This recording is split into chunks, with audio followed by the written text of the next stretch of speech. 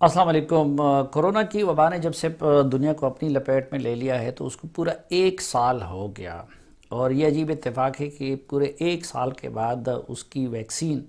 وہ دنیا میں آ گئی ہے، اور اس وقت ویکسین کے نام پہ دنیا میں ایک بہت بڑا کاروبار اور دندہ ظاہری بات ہے کہ زور پکڑ گیا ہے۔ آج کے ویڈیو میں آپ کو ایک تو کورونا سے متعلق کچھ چشم کشا حقائق بتانا چاہوں گا، اور اس کے ساتھ ساتھ پھر جو ویکسین کا معاملہ ہے تو اس سے متعلق کچھ ناقابل یقین اور چشم کشا حقائق سے آپ کو آگاہ کرنے کی کوشش کروں گا،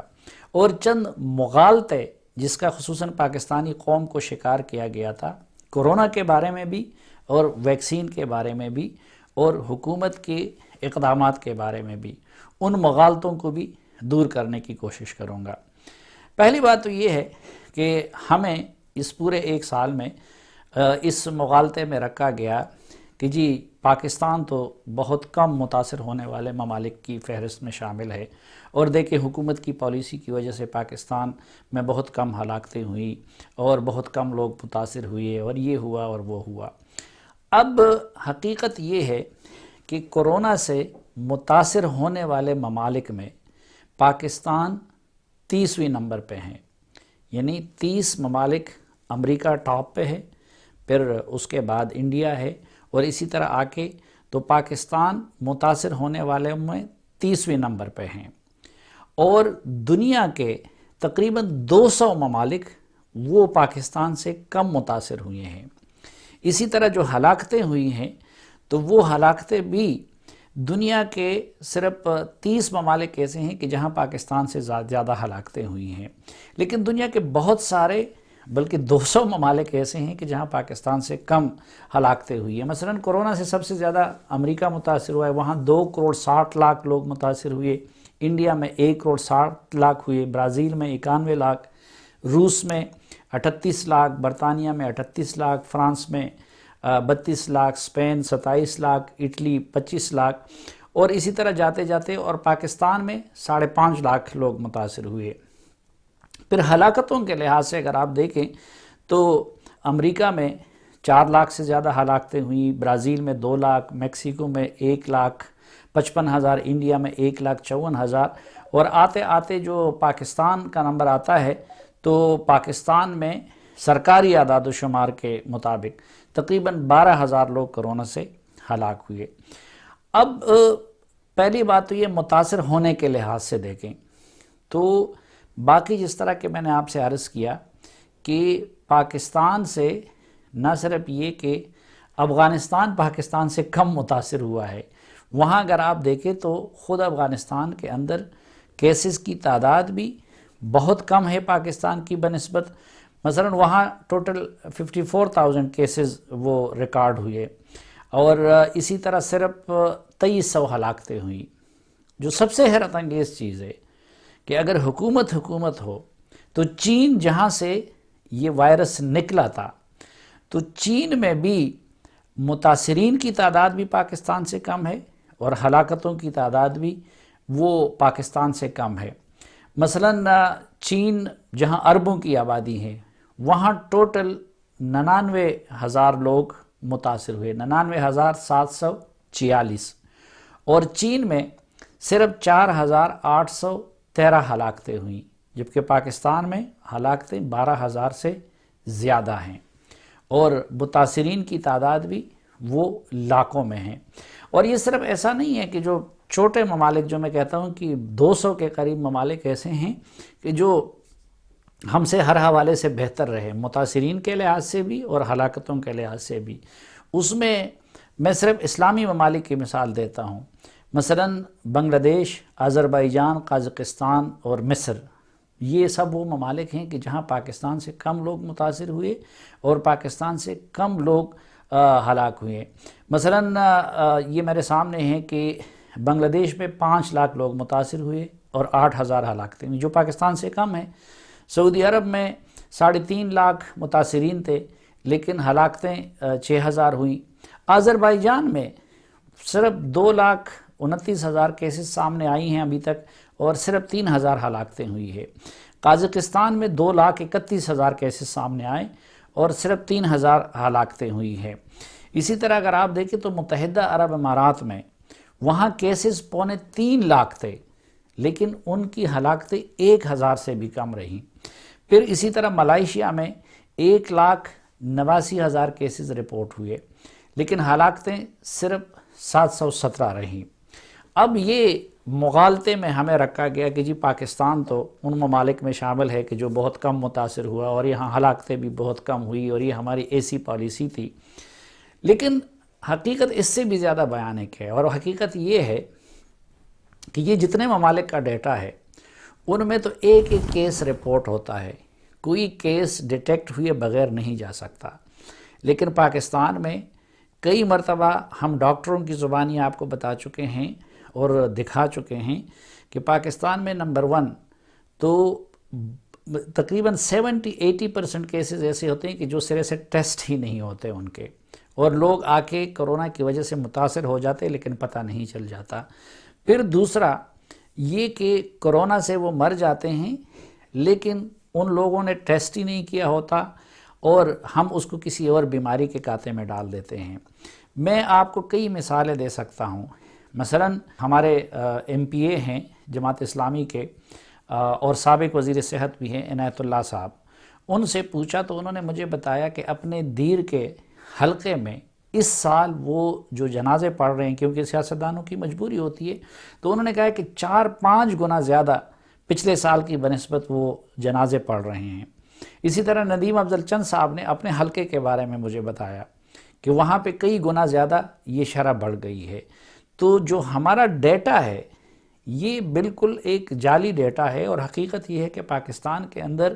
متاثرین کی تعداد بھی اس سے کئی گنا زیادہ رہی جو حکومتی اعداد و شمار ہمیں بتاتا ہے، اور اسی طرح کرونا سے مرنے والوں کی تعداد بھی کئی گنا زیادہ رہی۔ اب دوسری طرف جس طریقے سے ہماری حکومت نے اس معاملے کو لائٹلی لیا،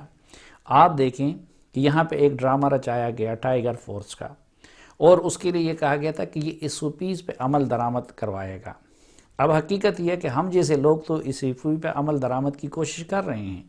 لیکن کئی جگہوں پہ آپ لوگوں نے دیکھ لیا۔ اس روز جب وزیرستان ہمارے پرائم منسٹر صاحب گئے تو پرائم منسٹر نے ماسک نہیں پہنا ہوا تھا، گورنر خیبر پختونخوا نے ماسک نہیں پہنا تھا، ان کے ساتھ وزیر اعلیٰ نے ماسک نہیں پہنا ہوا تھا، اور جو ٹائیگر فورس کے سربراہ تھے عثمان ڈار صاحب، جنہوں نے دوسروں پہ اس کا اطلاق کروانا تھا SOPs کا، تو وہ خود بھی بغیر ماسک کے کھڑے تھے، اور وہ معصوم قبائلی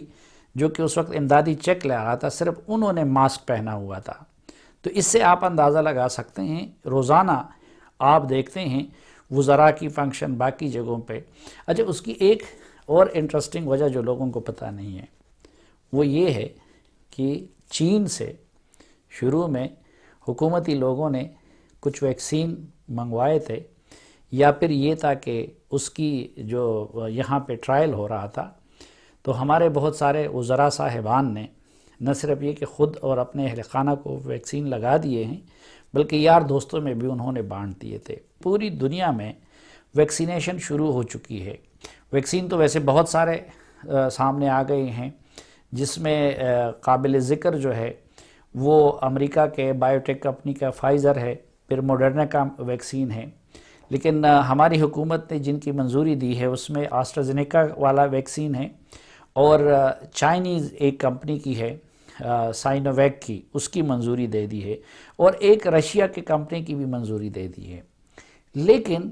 جہاں اس وقت آپ یہ گراف دیکھ سکتے ہیں کہ سعودی عرب میں کب سے لوگوں کو لگنے شروع ہوئے ہیں، UAE میں لگنے شروع ہوئے ہیں، امریکہ اور برطانیہ اور اس کا تو ذکر ہی کیا کرے، روس میں کب سے شروع ہوئے ہیں، خود چائنا میں کب سے شروع ہوئے ہیں،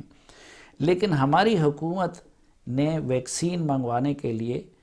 کوئی بھی انتظام بر وقت نہیں کیا۔ اور اس وقت بھی صورتحال یہ ہے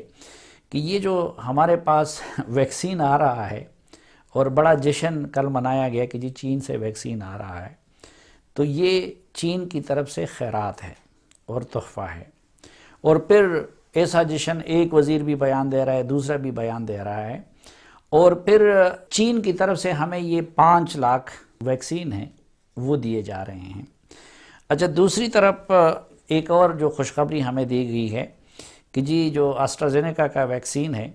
وہ پاکستان کو دیا جائے گا، اگرچہ ابھی اس کا وقت متعین نہیں ہے کہ وہ مارچ میں ملیں گے، فروری میں ملیں گے، کب ملیں گے،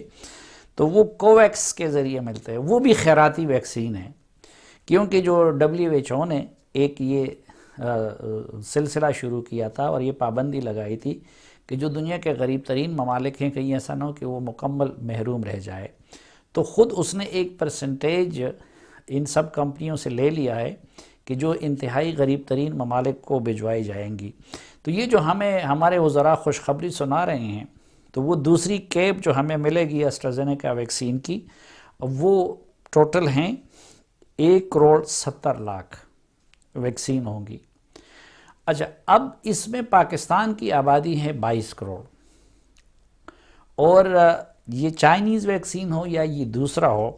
تو ان کو اگر 5 لاکھ چائنیز کو ملا دیں اور 1,70,00,000 اس کو ملا دیں تو یہ 1,75,00,000 ویکسین پاکستان کو اگلے چند مہینوں میں مل جائیں گے۔ اچھا، اب اس کے 2 ڈوزز ہیں، یعنی ایک بندے کو 2 ڈوزز ملیں گی، تو آپ اس کو آدھا کر لیں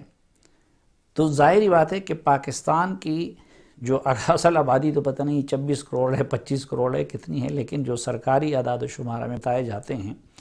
تو 22 کروڑ لوگوں میں سے صرف چند لاکھ لوگوں کو ویکسین ہماری حکومت فراہم کر سکے گی، وہ بھی خیرات کی۔ باقی اس وقت تک ہمیں ہماری حکومت نے کچھ نہیں بتایا ہے۔ پہلا ظلم یہ ہوا کہ کہیں پہ چین میں تو دسمبر میں استعمال شروع ہوا، اور اگر ہم کرتے، ہماری حکومت کی اگر ول ہوتی، صلاحیت ہوتی، اس کو ترجیح دیتے، تو چین سے ہم دسمبر ہی میں اس کو منگوا سکتے ہیں، چین کے ساتھ ہماری قربت کی وجہ سے، اور پھر روس کے بھی ایک ویکسین کی ہم نے منظوری دے دی تھی، تو وہاں سے بھی ہمیں مل سکتا ہے ہماری حکومت کا۔ لیکن ہماری حکومت ایسے عالم میں کہ جب اس مہینے میں تمام پارلیمنٹیرینز کو 50 کروڑ روپے کا فنڈ دیا جا رہا ہے، تو ایک پیسہ بھی ہماری حکومت نے ویکسین کے لیے مختص نہیں کیا،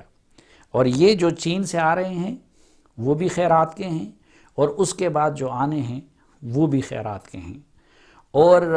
ظاہر ہے کہ اس سے پاکستان کا مسئلہ حل نہیں ہو سکتا۔ پوری دنیا اس بات پہ متفق ہے، اس وقت ایمرجنسی بنیادوں پہ، ہنگامی بنیادوں پہ جتنے بھی ممالک ہیں وہ کوشش کر رہے ہیں کہ اپنی آبادی کو 100% انشور کرا دے کہ ان کو ویکسین لگ جائے، کیونکہ وبا پہ تب قابو پایا جا سکے گا کہ جب مور دین 70 یا 80% آپ کی آبادی کو ویکسین لگ جائے۔ تو ہماری حکومت کے تو سرے سے منصوبے میں ہی نہیں ہے، ہمیں تو یہ کوئی حکومت ہمیں پلان بھی نہیں بتا رہا ہے، اور یہ جو 5 لاکھ اب چین کی طرف سے خیرات آ رہا ہے، یا اس کے بعد جو کوویکس کی طرف سے آنا ہے، تو اس کا جشن منایا جا رہا ہے کہ جیسے حکومت نے بڑا تیر مار لیا، حالانکہ یہ تو کافی نہیں ہوگا۔ تو اگر یہ صورتحال رہی تو باقی دنیا تو شاید چند مہینوں بعد اس وبا سے محفوظ ہو جائے، لیکن پاکستان سالوں تک خدا نخواستہ اس وبا کا شکار رہے گا۔ اب سوال یہ ہے کہ کیا کیا جائے۔ اس حکومت کا تو آپ کو میں نے بتا دیا کہ ان کی ترجیحات تو اس وقت بھی یہ ہے کہ پارٹی ممبران کو فنڈز دیے جائیں، اس لیے ایک تجویز جو کہ ہمارے دوست اور بھائی جاوید افریدی صاحب سامنے لائے ہیں، اور میں بھی ان کی تائید میں ان سے میری بات بھی ہوئی تھی، تو میری التجا ہوگی، میری گزارش ہوگی کہ کیونکہ خیرات ہی سے کام چلنا ہے، تو جاوید افریدی صاحب، ملک ریاض صاحب، میاں منشا صاحب، اور اس طرح کے جو پاکستان کے صاحب ثروت لوگ ہیں، وہ اپنا ایک گروپ بنا دے، ایک کنسورشیم بنا دے، اور اس میں جو جتنا دے سکتا ہے، یہ امیر کبیر لوگ وہ اس میں اپنا حصہ ڈالیں، اور ایک فنڈ بنا کے پاکستان کے لیے کم از کم اتنے ویکسین منگوانے کا بندوبست کرے، اس کی خریداری کرے، کیونکہ خیرات کے معاملے سے جس طرح ہماری حکومت خیرات کے انتظار میں بیٹھی ہوئی ہے، تو یہ معاملہ کبھی نہیں ہو سکتا۔ تو وہ لوگ اس ملک پہ یہ احسان کرے، اس قوم پہ یہ احسان کرے کہ وہ ایک فنڈ بنا کے اور خریداری کرے ویکسین کی، تاکہ پاکستان کی آبادی تک اور 100% آبادی تک ویکسین پہنچ سکے۔ ویسے بھی پھر اس کی ڈسٹریبیوشن کا بھی ایک بڑا مسئلہ ہے۔ اور ہماری کیپیسٹی کا بھی ایک مسئلہ ہوگا، کیونکہ آج تک تو ہم پولیو کے ویکسین کو بھی 100% آبادی تک نہیں پہنچا سکے، تو وہ ایک الگ مسئلہ ہوگا اور ایک الگ چیلنج ہوگا، لیکن اس میں بھی خیراتی اداروں کو پھر انوالو کیا جا سکتا ہے، فلاحی تنظیموں کو انوالو کیا جا سکتا ہے۔ اس لیے میری گزارش ہوگی پاکستان کے ان صاحب ثروت افراد سے کہ وہ جاوید افریدی صاحب نے جو انیشیٹو لیا ہے اس کو آگے بڑھائیں، اور سب مل کے ایک گروپ بنا دے اور ایک فنڈ بنا دے، اور پاکستانی قوم کو اس وبا سے نجات دلانے میں وہ لوگ اپنا حصہ ڈالیں۔